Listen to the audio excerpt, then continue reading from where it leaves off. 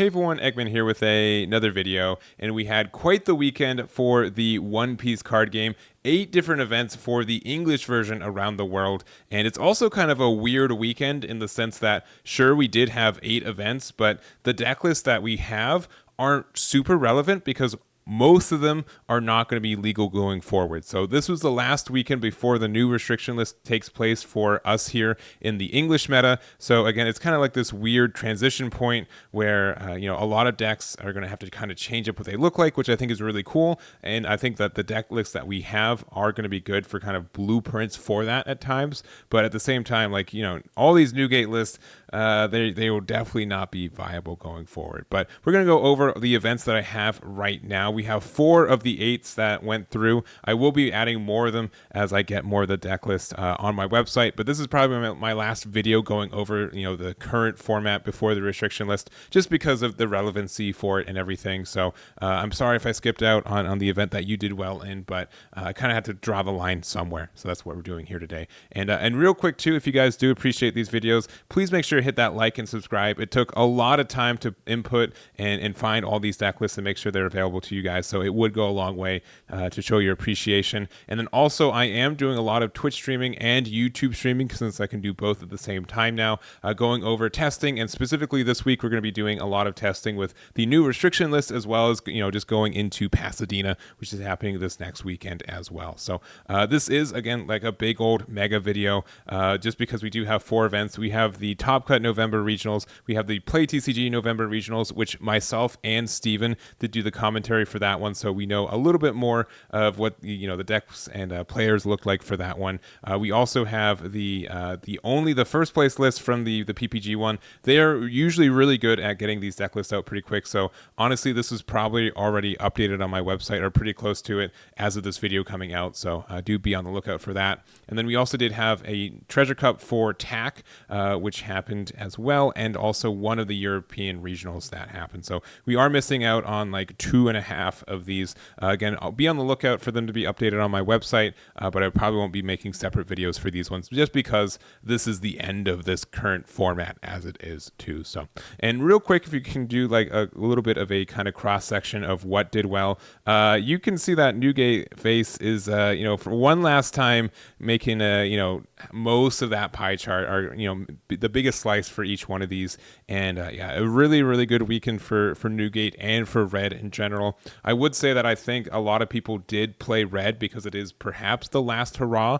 Definitely the last hurrah for Newgate for now. I think Law and Zoro are going to be still relevant into this next couple weeks, and we'll see how relevant they will be in general. But I do think they have to kind of change up what they look like, and they are missing a little bit more of their consistency because of the restrictions that kind of happen as well. So that's kind of there. And additionally, of the 4 events in the PPG one that we have the deck list for, Red won every one of those. We had Dexter with Trafalgar Law. We had Christian and Jiawei with Newgate. We had Aidan with Ace, which we do have specifically this list, which is going to be the first one we cover, as well as Kikko in Europe, who had the Zoro. So all the big 3 were in there, and also an Ace snuck in there too, which is a different flavor of Red, but definitely still a Red deck in my book. So I think we have like 18 deck lists that we're going to go through. I'm going to be a little bit more brief than usual just because of the the volume of decks that we're going through. But if you guys want any of these individual decks or anything else,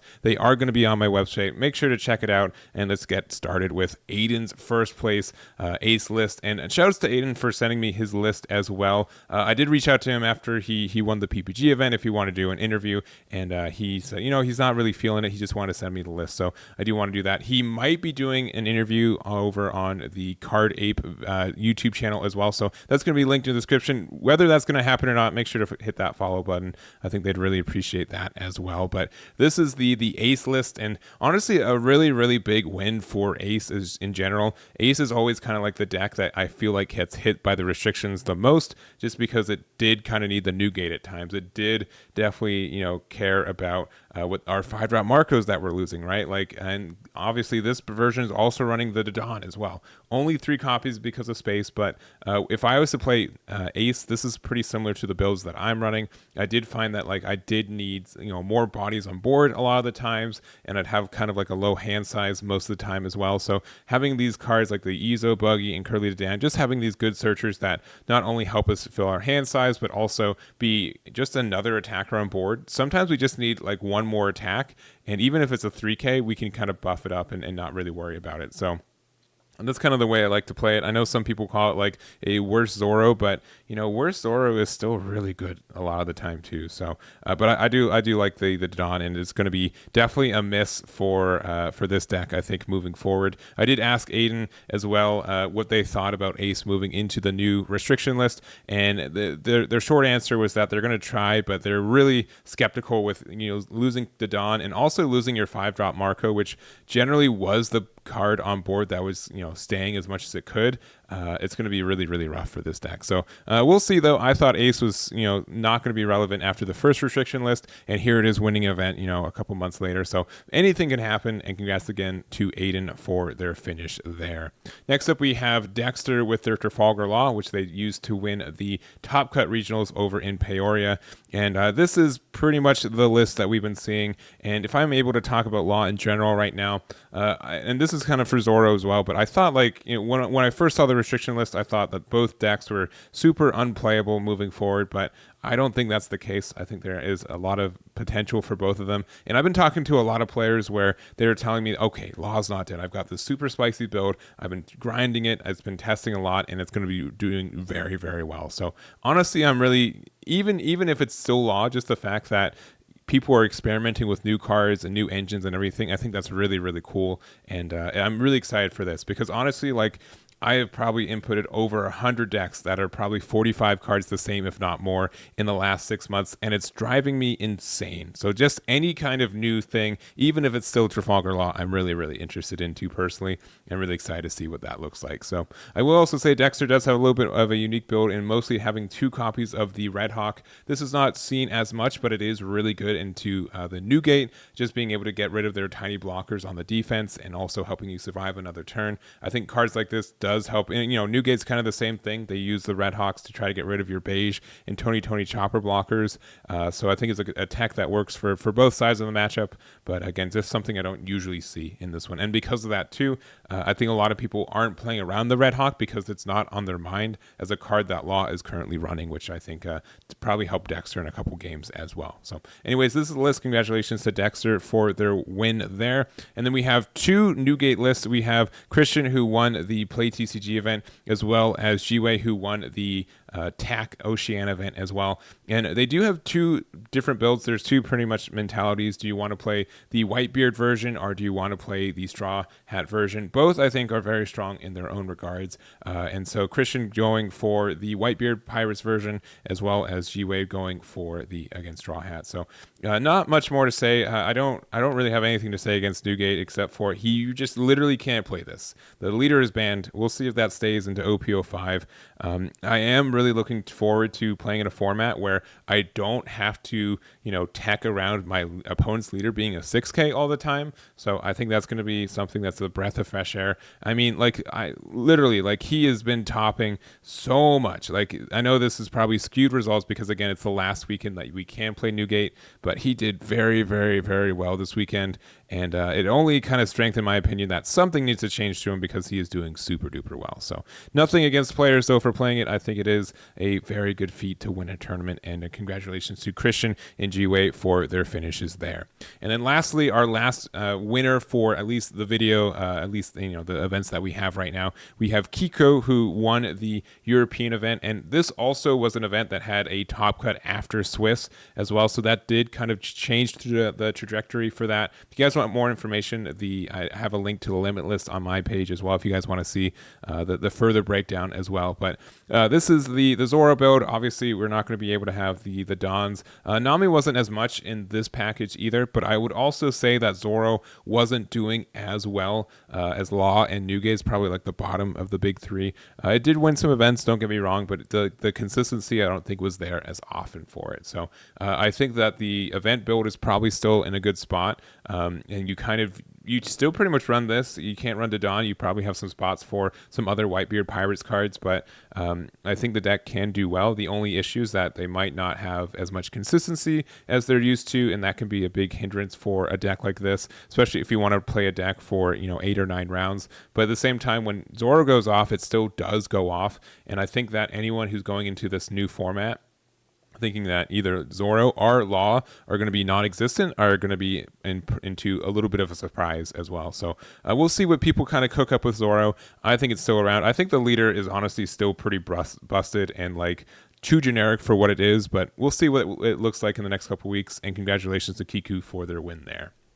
All right, jumping into all the other decks that we have, we're going to start off with, I kind of themed it this time around. Usually I kind of go from pairings, top to bottom, but kind of just themed different decks together. So we're going to start off with our film block for this one. So we have Dan Lay, who got second place with this copy of Film Kid. And I think that, out of the gate, Film Kid has been pretty strong and kind of, around for the last 6 months. Nothing as busted as like Red, but it is a moderately consistent deck that does put down a lot of pressure. The newest card that we add to this one is the 10-drop Donquixote Doflamingo, so this is a pretty relevant card for a lot of matchups. I feel like that, you do need that extra turn. I do think this is also really impactful for against yellow, because they usually do have big bodies, or even something like Queen being able to stun their leader with this card, I think can help you out in a lot of ways. So other than that, it is just a good amount of pressure. Nothing too fancy with this one.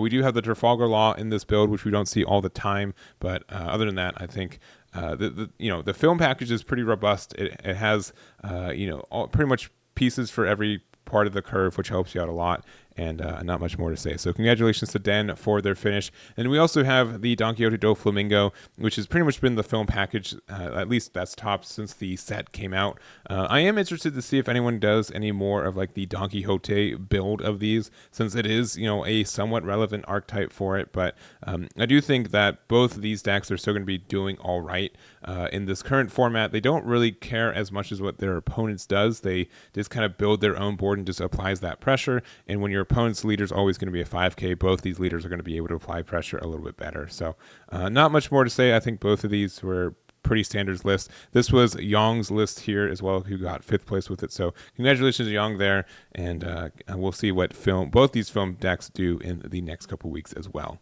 Next up, we have our yellow block. So we have Jacob Welch with their 4th place Charlotte Katakuri. And this deck is very strong, I think, right now. And I know that I've been like, it's pretty much been the thing. Like, everyone's been saying Katakuri is too strong. And I think that it's a little bit of a like locals mentality, because I think it is fairly strong, and I think everyone will say that 10-drop Linlin back-to-back feels really bad to be on the other side of that, and I think a lot of people, including myself, are thinking that this deck was really put in check by Red existing, and if Red doesn't exist, this deck kind of takes off. I think that Red will exist, so it'll probably keep it in check a little bit, but I know a lot of people, as soon as they saw that restriction list, they said Charlotte Katakuri is going to be the best deck in the format, and we'll kind of have to see if that's true. So honestly, if we look through the events, Katakuri did all right, an average of like 1 or 2 top 16 spots in each one of these events. So nothing too absurd, I would say. And it's, a lot of people do want this deck to get affected, but I also will say that it hasn't been getting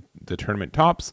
But again, if this is the boogeyman in the new format, that's something that, we're going to have to be aware of, and we'll have to see. Now, honestly, we just have to see what it looks like, and if people are playing it as well. So honestly, this build, it looks really suited for kind of what the current format that this was in.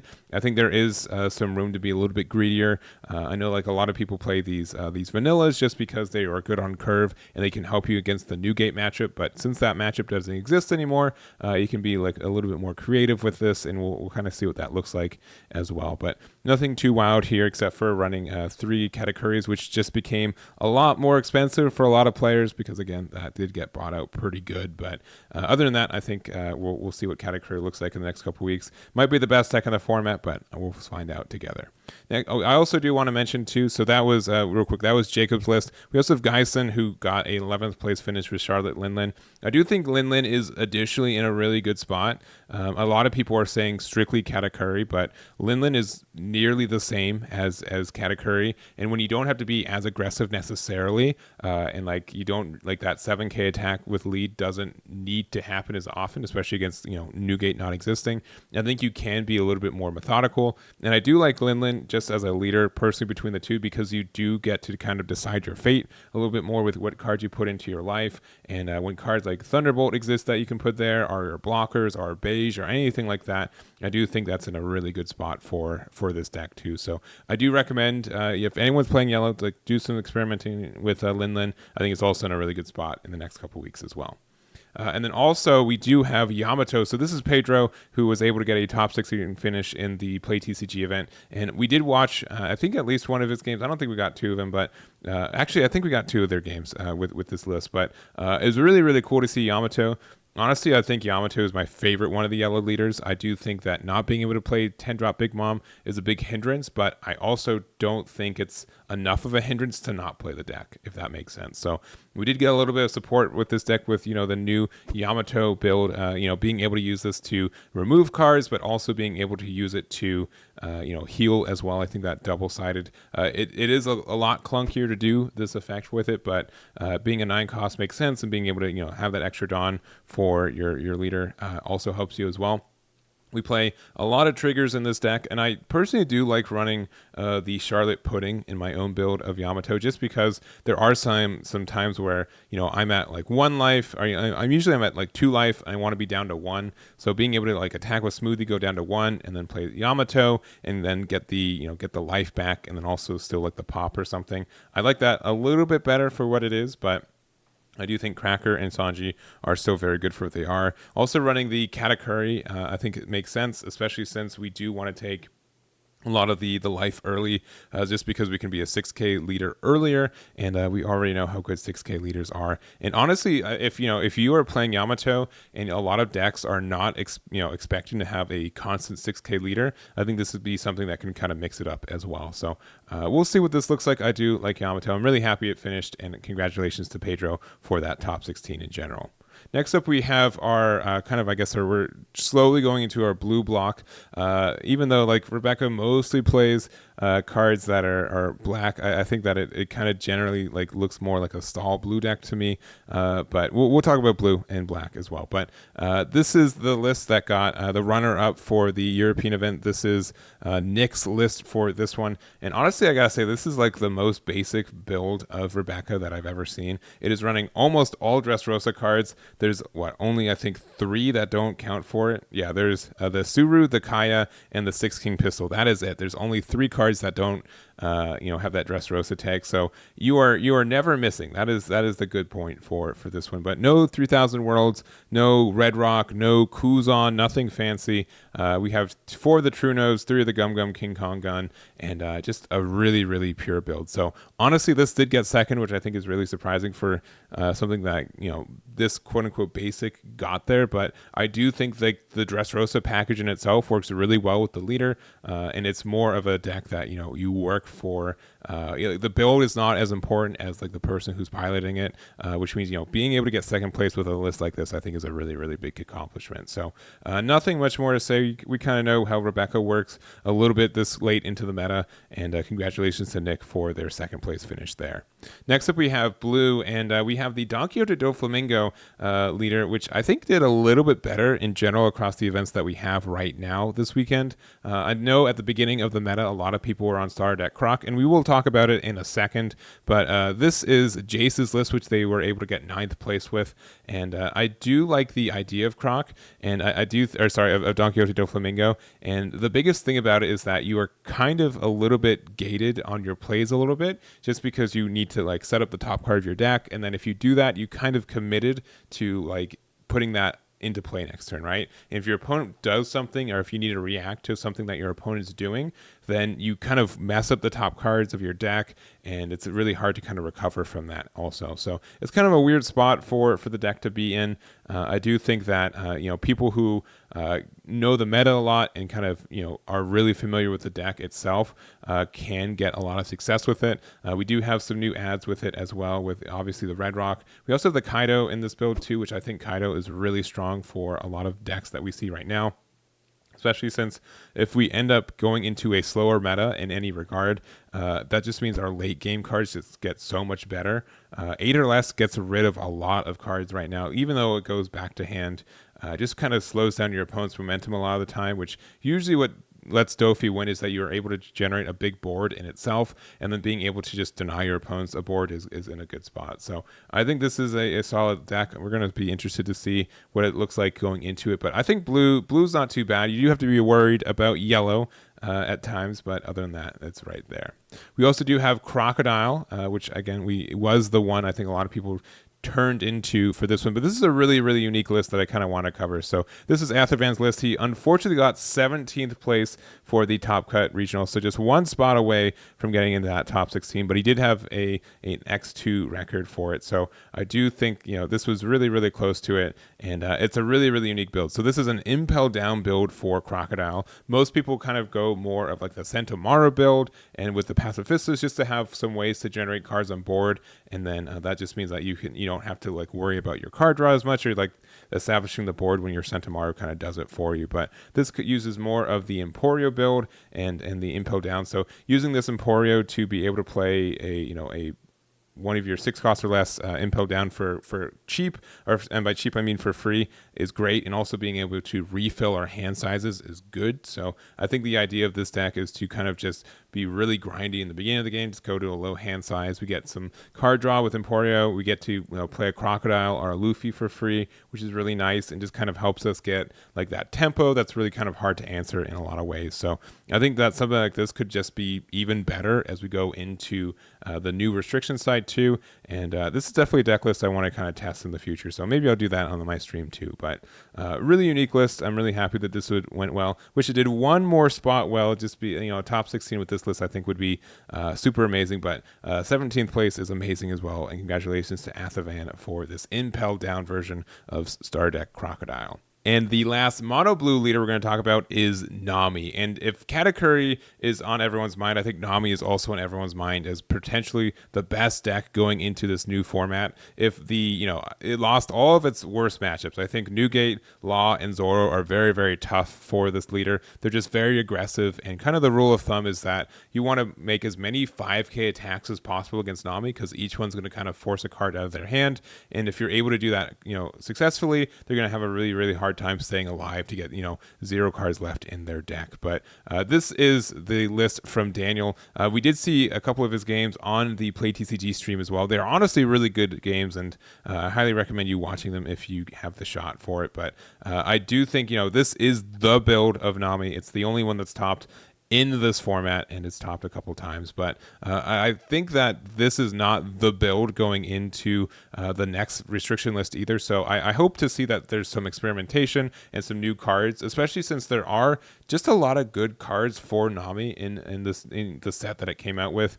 You can definitely be more control heavy as well, and kind of stall heavy. This one's obviously just more of kind of turboing to as much little cards into your deck as fast as possible, which can work. But again, if your opponent's able to apply pressure or build some big cards on board, it kind of tends to crumble to it as well. So we'll see what people kind of build, but congratulations to Daniel, and we'll see if Nami is how well it does. I do have a suspicion it's going to do really well, but we'll have to see how well together as well. So that's it for there. And then next up we have let's see, it's Benoit, I believe it's Benoit for from the European event with this build of Queen, and Queen's been doing kind of all right. I would say it's in the top half of our OP04 leaders.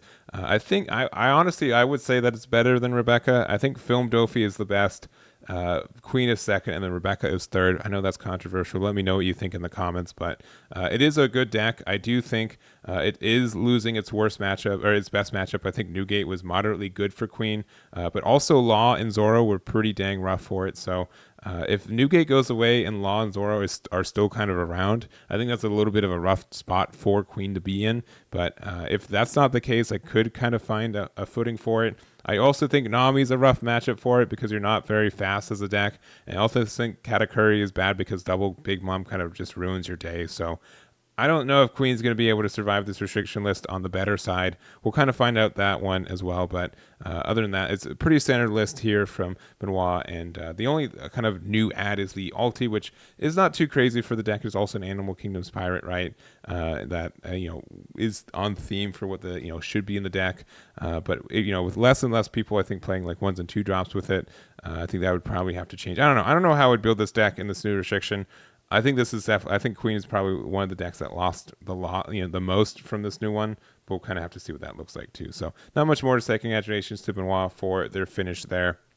And then also we have a couple, I guess this is our last top 16 list we're going to talk about today. We have 2 additional X2 records that we're going to talk about. But this is Michail with their starter deck Luffy.